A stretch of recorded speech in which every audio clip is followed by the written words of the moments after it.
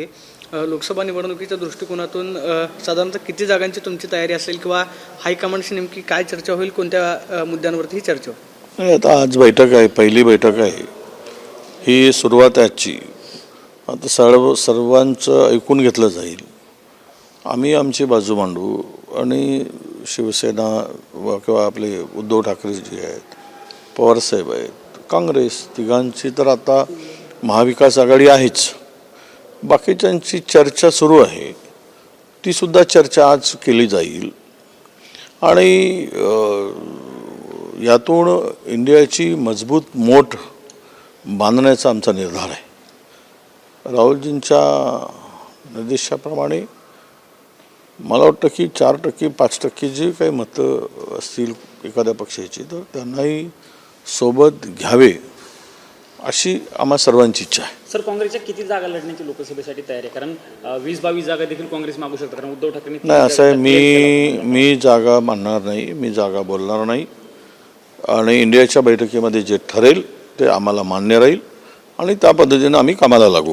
Sir, एक दुसरा प्रश्न आहे की आज अजित पवार गटाकडून ज्या 40 गाड्या जिल्हाध्यक्षांना दिल्या गेल्या आहेत, त्याच्यावरती अंजली दमांनी ट्विट केलं आणि त्यांनी म्हटलं की एवढं अफाट पैसा कुठून आला गाड्या देण्यामध्ये, त्यांनी तो प्रश्न उपस्थित केला. कारण ती सगळे व्हिडिओ तुम्ही पण पाहिले असतील. ते मोदी साहेब आणि फडणवीस साहेबांना माहीत आहे. दुसरा एक विषय सर, की जर विधानसभेचे अध्यक्ष राहुल नार्वेकर लवकरच निर्णय देणार आहेत एकनाथ शिंदेच्या बाबतीत, अशी एक चर्चा सुरू झालेली आहे महाराष्ट्रामध्ये. जर एकनाथ शिंदेच्या आमदारांचं निलंबन झालं तर विलनीकरणाचं एक चर्चा सुरू झाली भाजपमध्ये, तर किती तथ्य वाटतं तुम्हाला? आणि तथ्य नाही, 100% तथ्य वाटतं. पर्यायच नाही, फेसच नाही. ते निवडणूक लढू शकत नाहीत स्वतःच्या बळावर आणि भाजपा लढू देणार नाही. भाजपाला राज्यामध्ये 288 जागा कमळावरच लढायच्या आहेत. हे आता मोहरे आहेत, हे मोहरे खेळतायत. अखेरीच्या वेळेस त्यांचा त्यांची जी चाल राहील ती चाल त्यांना या दोघांनाही कळेल, अजितदादांनाही कळेल आणि एकनाथजी शिंदेनाही कळेल. शेवट त्यांचं जे प्लॅन आहे तो ए प्लॅन, बी प्लॅनच नाही, ए प्लॅन आहे 288 जागा लढवायचा विधानसभेच्या.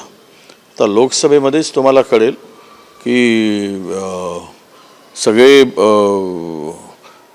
वाटपामध्ये कोणाला किती मिळतील.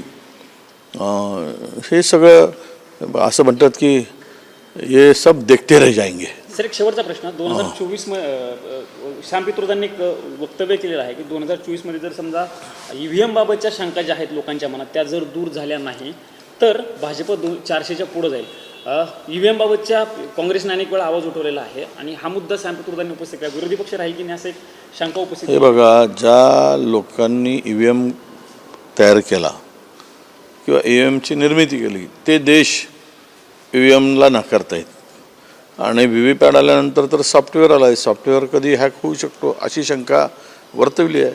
आणि मला वाटतं की एवढी तुमची लोकप्रियता आहे, एवढं तुमची तुमचा लोकसंग्रह आहे, तुम्हाला फार कॉन्फिडन्स आहे, तर एकदा दूध का दूध पाणी का पाणी होऊन जाऊ द्या.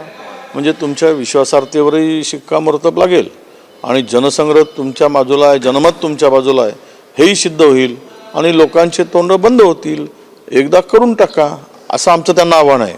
या शंका कुशंका चर्चा, विभिन्न मतं आणि त्या संदर्भातली लोकांची वेगवेगळी भूमिका यावर एकदा पडदा पाडावा असं मला वाटतं. देवेंद्र फडणवीस काल असं म्हणाले की काल जी नागपूरमध्ये सभा झाली ती सूक्ष्म रॅली होती आणि राहुल गांधींनी राजघराण्याचा अपमान केलेला आहे. सूक्ष्म रॅली असं त्यांनी कालच्या सभेला असं आहे की जसा चष्मा घालतात तसं त्यांना दिसतं. त्यांनी त्यांच्या पार्टीचा चष्मा तो आहे, त्यांना ते दिसलं. आता लोकांना काय दिसलं, लोकांना जनतेला काय दिसतं हे आम्ही त्यावर बोलू. राजकीय पक्ष स्वतःच्या पक्षासाठी त्या भूमिका मांडत असतात, ते बोलत असतात. सर, तुम्ही म्हणताय की इंडिया आघाडी जो निर्णय होईल तो आम्हाला आणि फडणवीस साहेबांचा चष्मा हा रिडिंगचा चष्मा आहे, जवळचा चष्मा आहे, लांबचा चष्मा नाही आहे. त्यामुळे फडणवीस साहेबांना त्यांच्या चष्म्यातून जवळचं दिसलं असावं. रॅली खूप लांब होती, कारण लांबचा चष्माच फडणवीस साहेब घालत नाहीत अशी माझी माहिती आहे. सर, तुम्ही म्हणता की इंडिया आघाडीमध्ये जो निर्णय होईल जागा वाटपाचा तो आम्हाला मान्य असेल. संजय राऊत म्हणतात की आम्ही काँग्रेसच्या राज्यातल्या नेत्यांचं काय ऐकणार नाही, आमचं थेट हायकमांड सोबत बोलणं आहे आणि आम्ही 23च जागा लढणार. नाही, तेच आहे ना. आता हायकमांडच, आम्ही कुठे नाही म्हणतो. आम्ही त्यांना म्हणतच नाही की तुम्ही आमचं ऐका.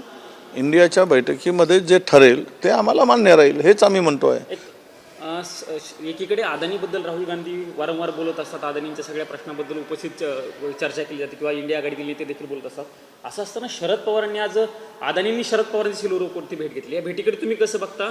कारण एकीकडे सगळी इंडिया आघाडी अदानींचा विरोध करताना बऱ्यापैकी बघायला मिळत असतं. नाही, तो त्यांचा प्रश्न आहे, त्यावर आम्ही काही बोलणार नाही. आणि कोणी कोणाला भेटावं हा विषय आमचा नाहीच. त्यांना ते तर भेटत असतील तर त्या मला वाटतं की या संदर्भात पवारसाहेबांनाच विचारलं तर बरं. ते आम्हाला विचारून त्यांच्या भेटीवर आम्ही बोलायचं. आम्ही काही खिडकीला कान लावून थोडी बसलो होतो चर्चा ऐकायला, काय चर्चा होती. Thank you sir. तर काँग्रेस नेत्यांची दिल्लीत आज बैठक पार पडते आणि त्या पार्श्वभूमीवर वडेट्टीवार बोलत होते.